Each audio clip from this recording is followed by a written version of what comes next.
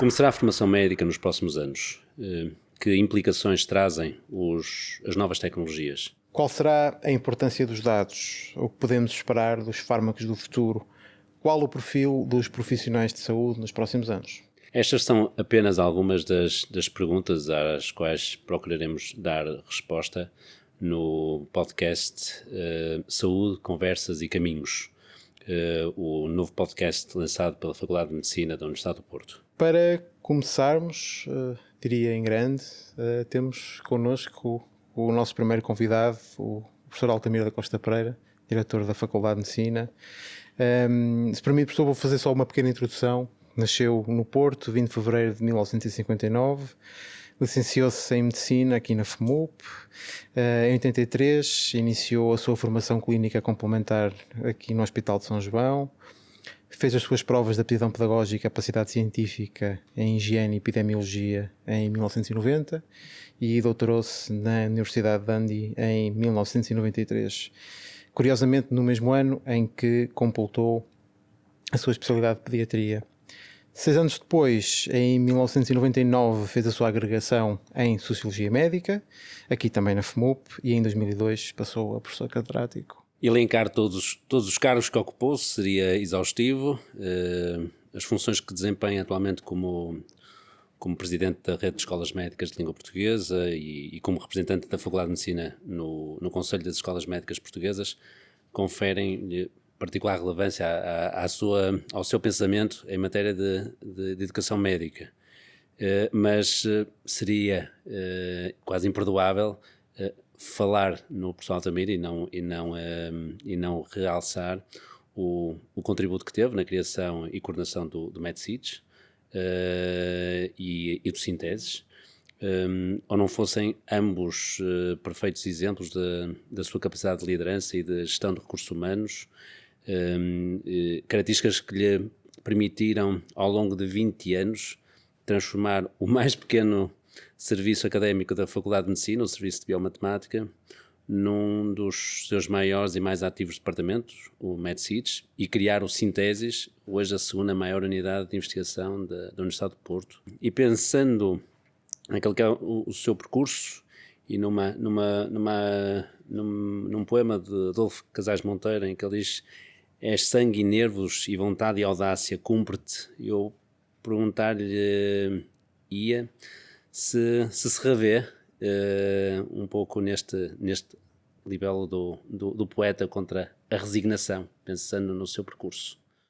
Muito boa tarde a ambos. É óbvio que eu revejo-me nisso e tenho tentado fazer toda a minha vida transformar, se quiser, o sangue e a audácia em resultados, que não é fácil, porque isso implica outras qualidades, implica também diplomacia, implica também sonho, implica juntar as questões mais próprias do idealismo depois àquelas mais próprias do pragmatismo. Mas eu não posso iniciar esta conversa sem corrigir aí uma pequenina nota da minha biografia. Eu nunca cheguei a fazer pediatria. Eu cheguei a fazer pediatria como interno, mas nunca cheguei a acabar a especialidade, porque precisamente quando regressei da Universidade de Dundee, na Escócia, e retomei as minhas funções na altura aqui na faculdade como professor auxiliar, eu vi-me confrontado com uma situação que não era fácil, que era conseguir conciliar 40 horas de internato de pediatria com a minha recém-nomeação como regente de introdução à medicina, que na altura era assim que se chamava, aquilo que depois veio dar origem à bioestatística e informática médica e a mais uma série depois de outros desenvolvimentos.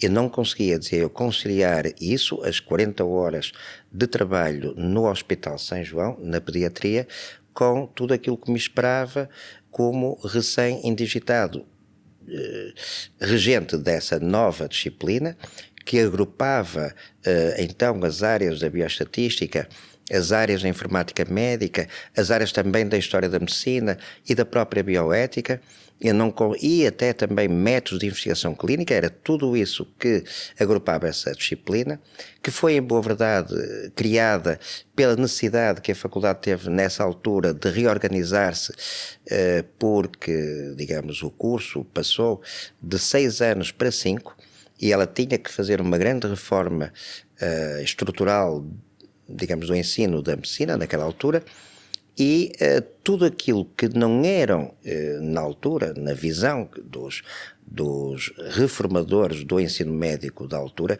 não eram áreas absolutamente centrais do ensino médico, seja a biomatemática, seja a ética, seja a história, etc. Agrupou-se tudo numa única disciplina, que era uma espécie de miscelânea, onde se juntava, volto a dizer, aquilo que não era verdadeiramente central ao curso, como eram, ainda hoje são, áreas como a anatomia, ou como a fisiologia, ou como a histologia. Não eram áreas muito fortes, tradicionalmente. A biomatemática, por exemplo, tinha existido durante 20 anos na Faculdade de Medicina. Ela teve, aliás, um início muito pouco auspicioso, porque o primeiro exame de biomatemática foi feito no Governo Civil do Porto, e foi vigiado com polícias que não estavam à paisana, que estavam armados, porque os estudantes de medicina daquele tempo não queriam fazer esse exame, até porque depois isso iria selecioná-los mais tarde para depois continuarem ou não continuarem, porque não havia números clausos na altura, o seu curso depois de medicina. Portanto, entravam militar e depois não era possível todos eles irem para o ciclo clínico, e um dos exames que se fazia para fazer uma certa triagem era exatamente esse, a biomatemática, e foi muito mal aceito, porque as pessoas diziam, os estudantes na altura diziam que tinham vindo estudar medicina e não matemática, e portanto não queriam, achavam que a matemática que não tinha nada a ver com o curso. É claro que essa tradição de acharem que as áreas mais ligadas à quantificação, que tinham pouco a ver com a medicina, depois continuou um bocadinho essa ideia errada, mas era uma ideia que os estudantes tinham, que de facto os médicos não precisavam das áreas quantitativas para nada. É óbvio que hoje, passados tantos anos desde essa altura, penso que já não existe essa ideia, mas eu ainda sou do tempo em que estudantes se recusavam, estamos a falar já nos finais dos anos 90, se recusavam alguns estudantes a tocar sequer num computador, porque achavam que era também uma coisa contrária à medicina. Portanto, o que quero dizer é que sempre as áreas da matemática e das tecnologias nunca conviveram tremendamente bem com as áreas mais tradicionais da medicina. Seja como for, estava a dizer, quando eu realmente peguei nessa disciplina e fui o seu primeiro regente e tinha pessoas a ajudar a dar essa disciplina, com a craveira do professor Daniel Serrão, por exemplo, e não só, que não quis ele próprio ser regente da disciplina porque achava que a maioria das áreas que eram dadas nessa disciplina pertenciam precisamente às áreas mais quantitativas, e que eu estaria mais à vontade em dá-las, obviamente, que ele. E, portanto, ele aceitou, aliás, foi ele que pediu, inclusivamente, para que a regência me entregue a mim, que era um jovem doutorado, e ele, um professor catedrático, talvez dos mais, se não fosse o mais prestigiado da faculdade, o que só mostra a grandiosidade do seu espírito, que não teve qualquer problema em ser, entre aspas, meu assistente na disciplina.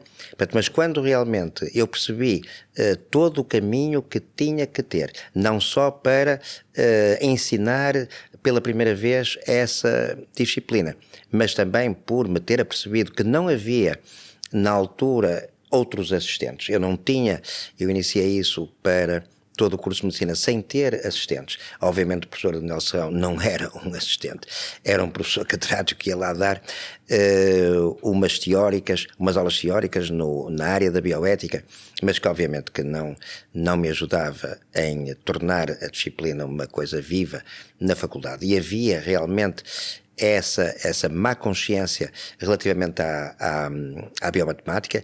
Eu tinha que alterar essa má consciência, e por isso é que a primeira coisa que eu fiz, quando depois fui nomeado diretor de serviço de biomatemática, que mais uma vez era um serviço que existia há 20 anos, mas que não se tinha desenvolvido absolutamente nada, desde a altura do exame do governo civil, porque ele tinha sido dado esse ensino a uma senhora inestimável, impecável, mas que não tinha carreira académica, nem tinha ligação nenhuma à medicina.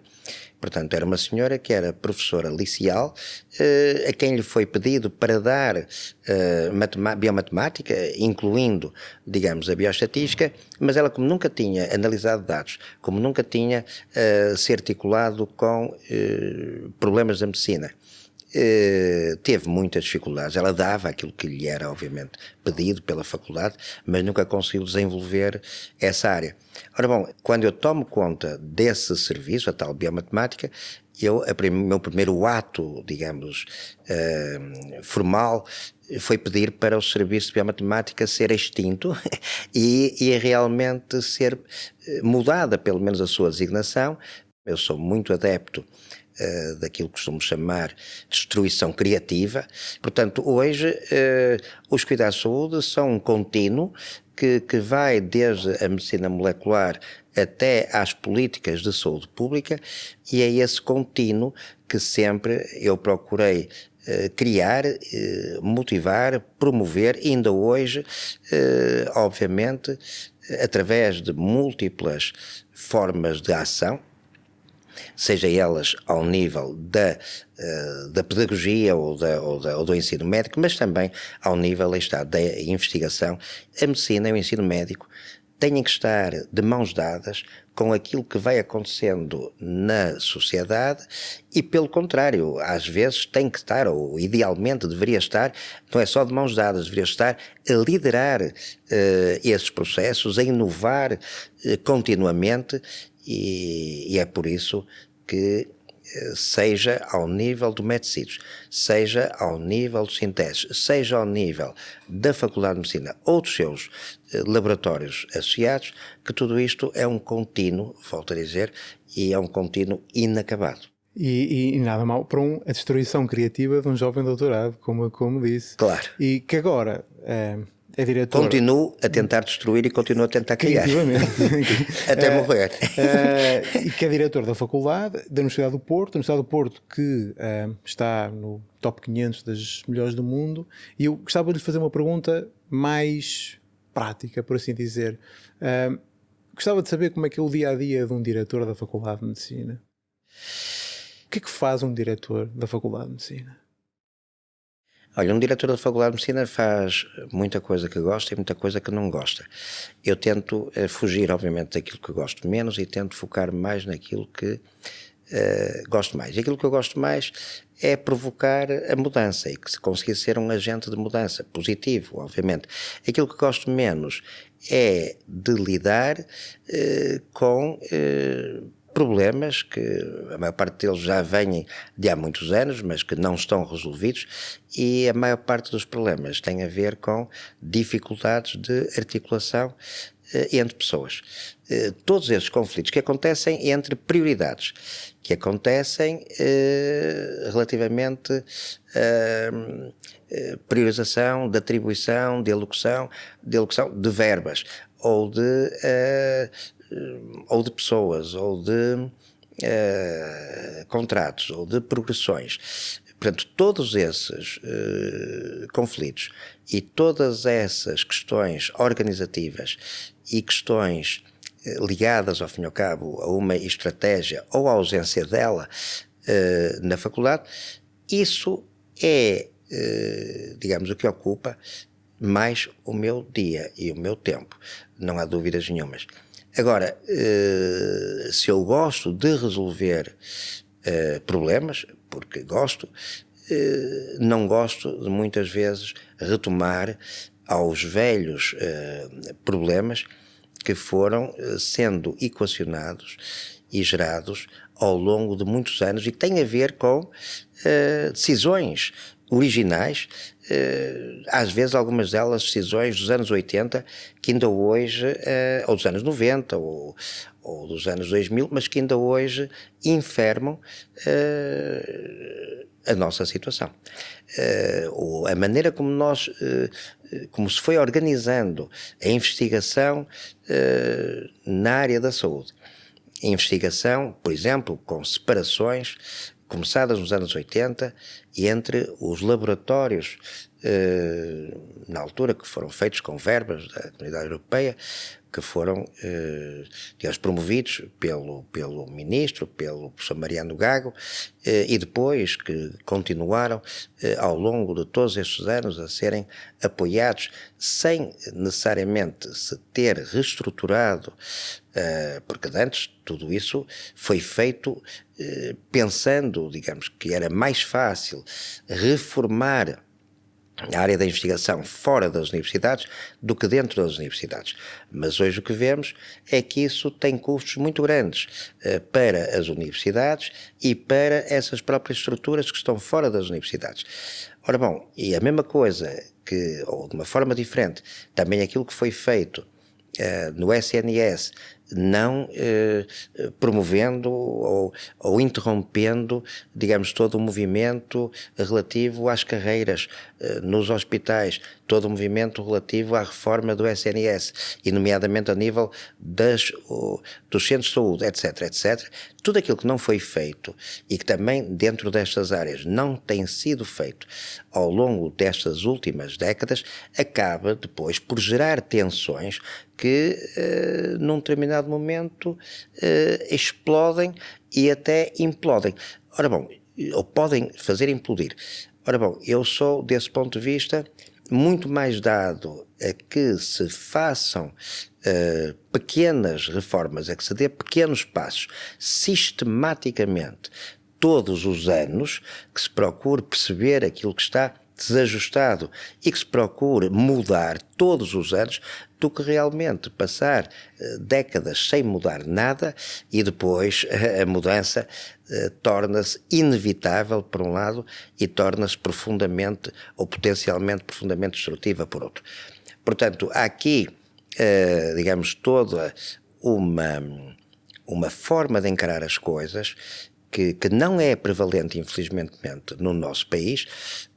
Nós não gostamos muito da mudança e fazemos tudo para não mudar, e depois a realidade apanha-nos e obriga-nos mesmo a mudar, mas se calhar, nas piores alturas.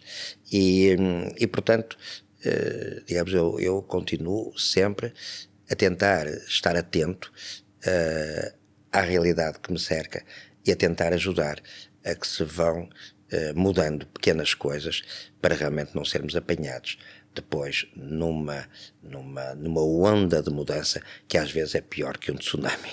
O professor mencionou agora a questão do atual estado do SNS. Subentendo das suas palavras que o diagnóstico que faz é que estamos na presença de um doente que apresenta, onde convergem várias comorbilidades. Perguntar-lhe-ia se por um lado, se as faculdades de medicina, e neste caso em concreto a Faculdade de Medicina do Porto, corre o risco de ser contaminada por essas mesmas enfermidades, e também, por outro lado, se a Faculdade de Medicina ou as faculdades de medicina podem ser agentes de mudança do Serviço Nacional de Saúde. Pergunto isto porque muitas das vezes aquilo que se ouve na opinião pública é um bocadinho a ideia de que se houvesse mais médicos, se aumentassem as vagas, isso seria a resolução para todos os problemas do Serviço Nacional de Saúde. O que é que se lhe oferece dizer sobre esta interação entre SNS e faculdades de medicina? Qual é o papel que as faculdades de medicina podem efetivamente ter para contribuir para solucionar os problemas deste doente? Pois, é uma boa pergunta, mas deixe-me ir atrás um bocadinho. É óbvio que as faculdades de medicina são exatamente o local onde se está a criar, onde se tem criado desde o século passado, desde antes do século passado. A Faculdade de Medicina foi criada, aqui a do Porto, foi criada em 1825, pelo Dom João VI, no seu regresso do Brasil, que, entretanto, já tinha criado 2 faculdades de medicina no Brasil. Portanto, aqui a Faculdade de Medicina do Porto e de Lisboa foram criadas após 2 congêneres criadas pelo mesmo rei no Brasil. Porque até então só havia uma Faculdade de Medicina, que era Coimbra, da Universidade de Coimbra. Mais tarde, todo esse movimento ligado, digamos, às escolas médicas, foi esse movimento que gerou, digamos, a qualidade dos médicos e a qualidade da assistência médica sob sua influência, neste caso, em todo o norte do país. Vamos ser muito claros, quando realmente a Faculdade de Medicina, no seu primeiro centenário, em 1925, clama junto dos poderes instituídos, junto do regime, estamos a falar em breve, vem o regime do Estado Novo, vem o Salazar, e quando realmente os professores da Faculdade de Medicina clamaram junto do Estado que precisavam para realmente melhorarem o seu ensino, melhorarem a ciência, melhorarem isso tudo, era preciso juntar essas 3 vertentes, na altura a vertente do ensino, a vertente da investigação e a vertente da assistência, porque claramente era preciso ter a tal prática, ter a tal experiência, de facto contactarem os professores de medicina, tinham que contactar obviamente com os doentes e tinham que usar o seu contacto com os doentes para fazerem investigação e fazerem ensino. E portanto esta tríade, ensino, investigação e assistência, foi esse o mote do primeiro centenário da faculdade.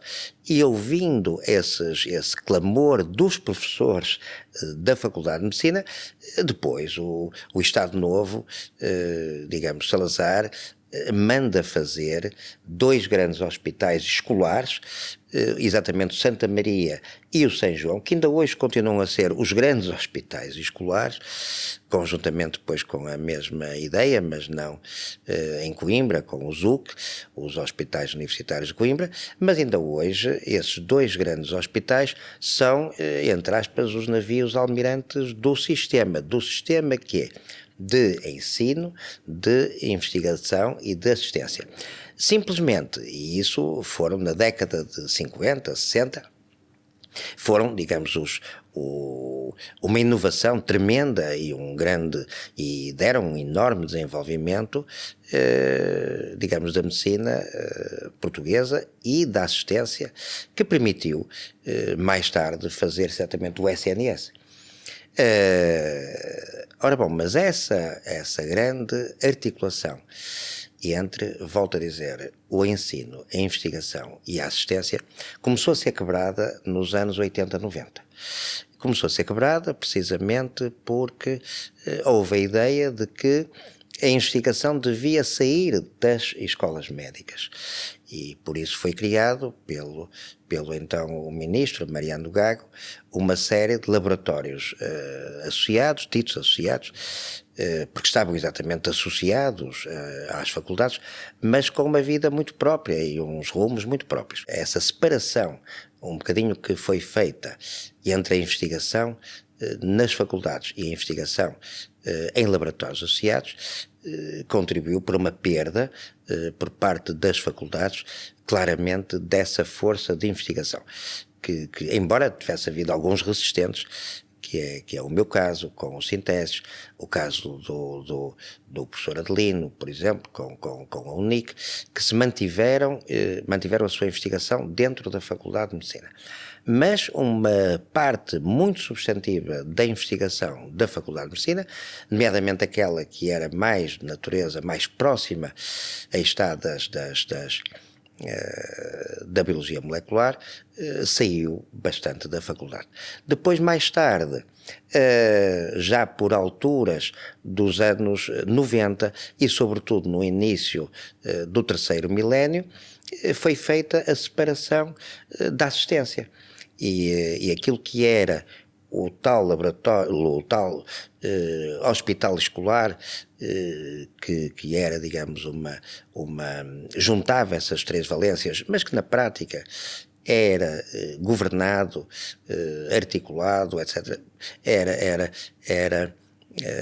Digamos, era o hospital da Faculdade de Medicina, deixou de o ser, de tal maneira que agora, mais recentemente, quando o hospital passa a chamar-se centro hospitalar, porque também engloba um outro hospital e, enfim, tornou-se, desse ponto de vista, alargou o seu espectro até de ação, até geográfico, mas passa a ser denominado universitário, e certamente é universitário porque continua com o ensino universitário numa grande articulação com a Faculdade de Medicina, mas, digamos, a Faculdade de Medicina deixou de ter, digamos, ou diminuiu muitíssimo a sua importância na condução, digamos, da gestão do hospital. E o hospital passou a ser exclusivamente um hospital-chave do SNS, mas um hospital onde a participação académica tem cada vez menos importância. Portanto, esta questão da resolução, curiosamente, dos problemas ou das escolas médicas, neste caso, no Porto e em Lisboa, estão extremamente dependentes daquilo que se passa no Ministério da Saúde e no Ministério das Finanças. Portanto, mas que há uma interdependência clara, isso não há dúvidas nenhumas. Esta crise no SNS vai afetar tremendamente, está a afetar e vai afetar tremendamente o ensino médico e nomeadamente a Faculdade de Medicina da Universidade do Porto, isso eu não tenho dúvidas nenhumas. E se não conseguirmos, isto está de tal maneira interligado que se não conseguirmos resolver o problema do SNS, nomeadamente a atratividade do SNS, nomeadamente a atratividade dos hospitais ditos universitários, as faculdades de medicina vão sofrer, que não é pouco. Vão sofrer na sua capacidade de ensino, obviamente na sua capacidade de investigação, como já sofreram com os laboratórios associados, e obviamente na sua capacidade de intervenção junto dos cuidados de saúde ou da assistência, que é uma coisa que dizer, junto à sua capacidade de inovação. Onde é que se vai fazer a inovação? Bom, a inovação pode-se fazer de facto, e tem-se feito, de facto, nos laboratórios, na indústria farmacêutica, tem-se feito e vai-se continuar a fazer neste momento, e se calhar cada vez mais, nos hospitais privados, mas onde a inovação era feita, que era nos grandes hospitais públicos e nos centros de saúde públicas, aí, a continuarmos assim, não vai ser mais feita, ou vai ser feita com enormes carências, e isso, penso, para mim, que é uma das razões principais pela falta de atratividade neste momento do SNS, é que para além de pagarem mal, mas isso era uma coisa já crónica também, já há 20 anos não pagavam grande coisa, e foram sempre cada vez pagando menos bem. Mas as pessoas, nomeadamente os médicos, ainda tinham algumas coisas que os ligavam a estes grandes hospitais e não só, que era exatamente a questão da inovação, dos grandes equipamentos, etc. E era a questão de uma carreira académica, de possibilidades que tinham de investigar, de se diferenciarem a partir da sua ligação à universidade e, neste caso, à Faculdade de Medicina. Mas agora o professor fala...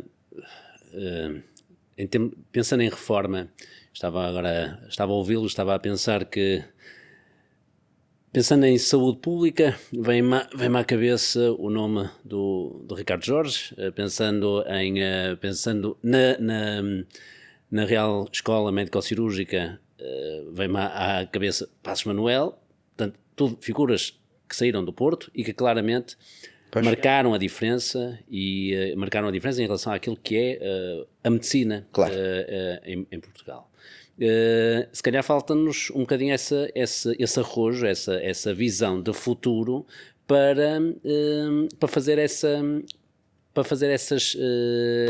dar esse ponto, ou melhor, esse passo que permita pôr cobre um bocadinho a esse espírito bairrista, minifundiário, muito minhoto, Claro.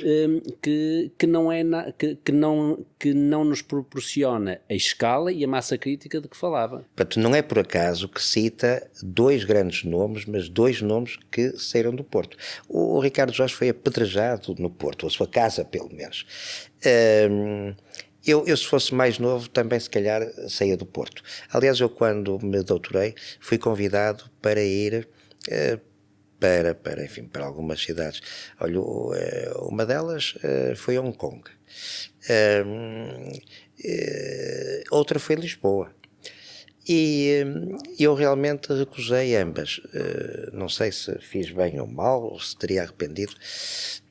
Se tivesse, mas nós nunca podemos arrepender porque não sabemos o que é que seria hoje. Se eu tivesse escolhido Hong Kong, se calhar já tinha saído lá por causa daquilo que foi estes acontecimentos mais recentes em Hong Kong.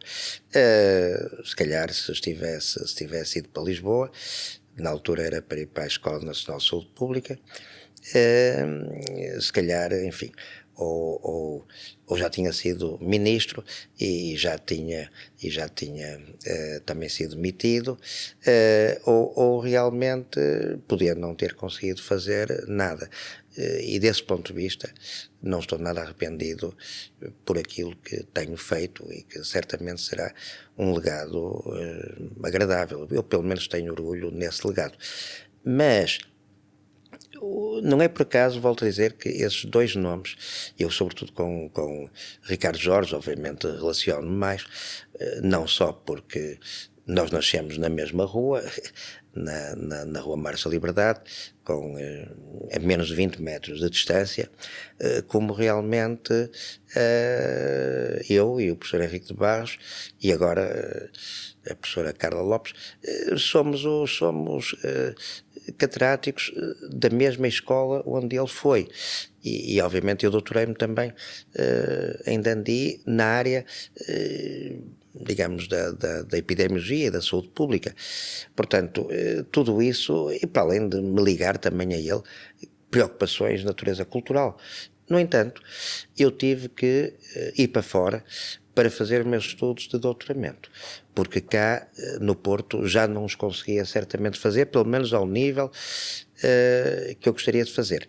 E depois de eu ter cá chegado, tentei, e aliás não fiz outra coisa senão tentar criar, digamos, uma escola que já não é tanto a escola do Porto, não é certamente a escola do Ricardo Jorge, até porque ele foi criar, mas foi essa escola em Lisboa e que deu origem depois ao Instituto Ricardo Jorge, e a escola que eu tentei aqui criar, ou recriar no Porto, já foi uma escola de natureza anglo-saxónica.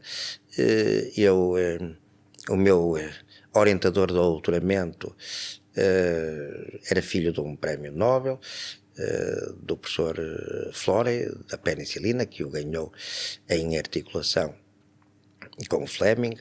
Portanto, Fleming foi o homem da bioquímica que descobriu a penicilina, mas o Flore foi o homem que aplicou a penicilina nos cuidados de saúde.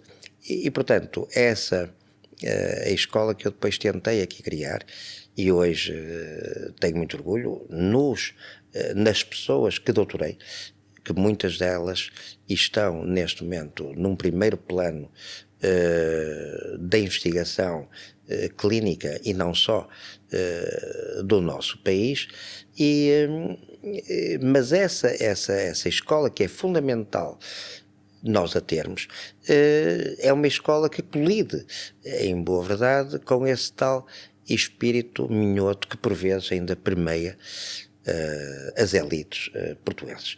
Mas o Porto, de facto, isso no século XIX teve uma enorme importância no espírito liberal e, de alguma maneira, do ponto de vista até, digamos, já não bastará lembrarmos do Cerco do Porto e da importância que o Porto teve na vitória liberal, mas o Porto, esse Porto do século XIX, é extraordinariamente dinâmico e extraordinariamente progressista. Hoje não se pode dizer que o seja tanto. Eu penso que isto tudo são sempre movimentos de fluxos e refluxos, são sempre movimentos ondulatórios, obviamente que estão neste momento a desenvolver-se no Porto, na geração mais nova, exemplos incríveis de empreendedorismo e de força da cidade. Basta lembrar-nos, por exemplo, que uma das empresas que neste momento mais sucesso tem no âmbito da medicina foi criada por mim, a Fair Journeys, uma empresa líder mundial nos anticorpos, foi criada aqui no Porto. É uma empresa que quase ninguém conhece, até porque todo o seu volume de negócios é feito em exportação e para fora do país, mas não deixa de ser uma empresa portuense. E, portanto, há excelentes exemplos, volto a dizer, de inovação, de empreendedorismo, até mesmo nesta área médica. Há realmente um capital de liderança que o Porto mantém, mas que tem dificuldades, volto a dizer, em cumprir, acho eu, uma missão que deveria ter de grande liderança a nível nacional. É evidente que todos estes polos, seja a norte ou a sul do Douro, mas nesta área que é vulgarmente chamado de região norte, mas este centro que de facto é o centro da área metropolitana do Porto, é evidente em termos de organização, de ordenamento territorial, é algo que nós não podemos escamotear e que temos que dar, aliás, a este centro uma outra e uma dimensão muito mais importante do que realmente, pura e simplesmente, aqui o Porto ser apenas uma cidade que se transformou ao longo destes poucos últimos anos, mas muito na base do turismo e na base eu antes brincava com isto, que era servir cafés. Hoje não, hoje serve-se cafés e copos e até se servem também refeições. E o Porto tem que ter uma vida própria, serviços próprios, que não sejam apenas os serviços do Airbnb e dos bares. E, portanto, e para mim, digamos, um serviço claramente que o Porto deveria ter era um serviço, até porque tem realmente todas estas mais-valias e este know-how na área da saúde, devia ter, eu preferia que houvesse aqui turismo de saúde e que realmente as pessoas viessem aqui como uma nova Rochester, como a Maio, etc., viessem aqui realmente terem bons tratamentos. Gostava de ter aqui, obviamente, mas enfim, o Champalimau lá deu o seu dinheiro para Lisboa, etc. Lisboa tem tido essa sorte, desde a Gulbenkian ao Champalimau, todos acabam por preferir investir em Lisboa do ponto de vista cultural, do ponto de vista científico e não aqui no Porto. Podíamos continuar aqui muito mais, mas já não temos mais tempo. Claro que mas para terminar, nós temos uma ideia de fazer aqui um pequeno jogo. Uma palavra nossa, uma palavra sua, muito rapidamente. Rui. Porto. Eu estava a ser uma nação, como que fosse. Portugal. Portugal também é uma nação. É uma nação construída a partir do Porto, como sabem.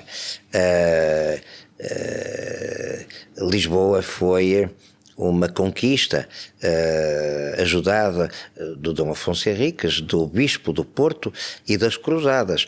Mas eu diria que Lisboa é o sonho do Porto. Universidade do Porto. O P devia ser o espaço por excelência da ciência, da cultura, da inovação. Devia ser o que o Porto deveria ter de melhor. É claro que eu sei que o Porto tem o Futebol Clube do Porto e tem o vinho do Porto, mas claramente o futuro do Porto devia passar pela Universidade do Porto. FMUP. FMUP era uma escola que já existia antes da Universidade do Porto e, conjuntamente com as ciências, era o motor e foi o motor do ensino, da ciência e da cultura no Porto. Eu gostava que a FMUP retomasse esse lugar na Universidade do Porto como fonte de ciência, cultura e inovação. Hospital de São João. É uma grande instituição. Uma instituição que já fez 60 anos. É o maior prestador de serviços na área da assistência médica do norte do país. SNS. SNS, uma conquista de que todos nos orgulhamos. Um livro. As Aventuras de Alice no País das Maravilhas, que é muito interessante, embora também tenha o seu dark side, mas é um livro que apela ao maravilhoso. Todos os livros apelam ao maravilhoso. As narrativas ou são maravilhosas ou não são, não têm apelo para os homens. Um filme. Filmes, sabem que eu sou sempre um bocadinho pelos clássicos. O Alexandre Nevsky com o Ivan Terrível, etc. Ou então ao cinema japonês. Enfim, tudo aquilo que for mais puro, mais essencial e que a partir daí está feita a gramática do cinema e a gramática depois usada para toda a inovação possível e imaginária. Uma preocupação. A minha maior preocupação de mantermos o discernimento, a lucidez e a sensatez. Portanto, a minha maior preocupação é a saúde mental. Um desafio. O desafio é que as novas gerações não cessem de procurar o impossível, o improvável, não cessem de procurar a utopia, articular o idealismo com o pragmatismo e a capacidade de implementar coisas que funcionem. A propósito do Lewis Carroll e da Alice e da fantasia, um sonho. O meu sonho, eu tenho mantido isso, e talvez seja isso até que me tem dado tal saúde mental que outros à minha volta às vezes vejo perder, é porque eu tenho conseguido viver uma second life. A minha second life tem sido um amor que tenho nutrido e que tenho cultivado pela arte. E, portanto, o meu sonho é desenvolver mais esse legado artístico. Muito bem. Professor, muito obrigado. Muito obrigado. Por estar aqui, pelo seu trabalho, e certamente teremos a oportunidade de falar novamente. Obrigado a todos os que nos acompanharam neste primeiro episódio do podcast Saúde, Conversas e Caminhos. Eu sou o Rui Amaral Mendes. Eu sou o Tiago Jacinto. E este é o novo podcast da Faculdade de Medicina da Universidade do Porto. Obrigado. Até à próxima. Obrigado.